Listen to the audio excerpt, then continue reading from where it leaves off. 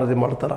ಅಂದ್ರೆ ಇವತ್ತಿಗೆ ಈ ಗಮನಿಸಿದಾಗ ರಾಹುಲ್ ಗಾಂಧಿಯವರ ಕಾಂಗ್ರೆಸ್ ಏನಾಗ್ಯದಪ್ಪ ಅಂದ್ರೆ ನಿಧಾನಕ್ಕೆ ಪಂಕ್ಚುವಲ್ ಆಗಲಿಕ್ಕತ್ತದ, ಜನರ ಸಮೀಪ ಹೋಗ್ಲಿಕ್ಕತ್ತದ ಅನ್ನೋದು ಇದರಿಂದ ಸ್ಪಷ್ಟ ಆಗಿದೆ. ಹಂಗಂತೇಳಿ ಖರ್ಚು ಮಾಡೋದು ನಿಲ್ಲಿಸಿಲ್ಲ. ಇದನ್ನು ಕಾಂಗ್ರೆಸ್ 620 ಕೋಟಿ ರೂಪಾಯಿ ಅಂದ್ರೆ 18.5% ಖರ್ಚು ಮಾಡಿದ ಎಲೆಕ್ಷನ್ದಾಗ.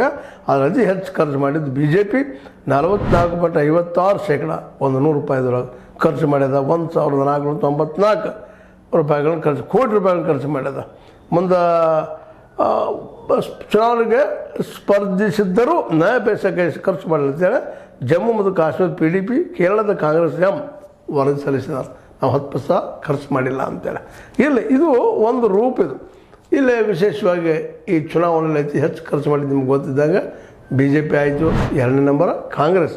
ಅದು ತಕ್ಕಂಗೆ ಅವರು ತಮ್ಮ ಏನಪ್ಪ ಅಂದ್ರೆ ಈ ಏನು ತಮ್ಮ ಅಂಕಿ ಸಂಖ್ಯೆಯನ್ನು ಹೆಚ್ಚು ಮಾಡ್ಕೊಂಡಿದ್ದು ನಾವು ನೋಡಿದ್ವಿ.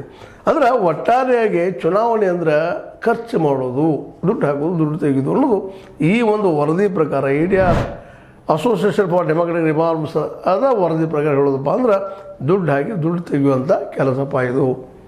ಅಂದ್ರೆ ಜನರಿಂದ ದುಡ್ಡು ಕೊಡಿಸೋದು. ಜನ ಅಂದರೆ ಯಾರು? ಇಲ್ಲಿ ವ್ಯಾಪಾರಿ ವರ್ಗ, ಕಾರ್ಪೊರೇಟ್ ದುಡ್ಡು ಕೊಡ್ತಾರೆ. ಆ ದುಡ್ಡು ಪಕ್ಷ ಕೊಡ್ತಾರೆ, ಪಕ್ಷ ತೊಗೊಳ್ತದೆ, ಅವ್ರಿಗೆ ಅನುಕೂಲ ಆಗುವಂಥ ಕಾನೂನುಗಳನ್ನು ಮಾಡ್ತಾ ಹೋಗ್ತದೆ. ಹೀಗಾಗಿ ಈ ದೇಶದಲ್ಲಿ ಇವತ್ತು 543 ಜನ MP ಗಳಿರಲಿ ಅಥವಾ ಪ್ರತಿಯೊಂದು ರಾಜ್ಯದ MLAಗಳಿರಲಿ, ಇವರೆಲ್ಲರೂ ಕೋಟ್ಯಾಧೀಶರು ಯಾಕೆ ಆಗ್ತಾ ಇದ್ದಾರಪ್ಪ? ಇದು ಎಲೆಕ್ಷನ್ದಲ್ಲೇ ದುಡ್ಡು ಖರ್ಚು ಮಾಡೋದು, ಉಸಿರು ಮಾಡೋದನ್ನು ಹೇಳಿ ನೀವು 6,900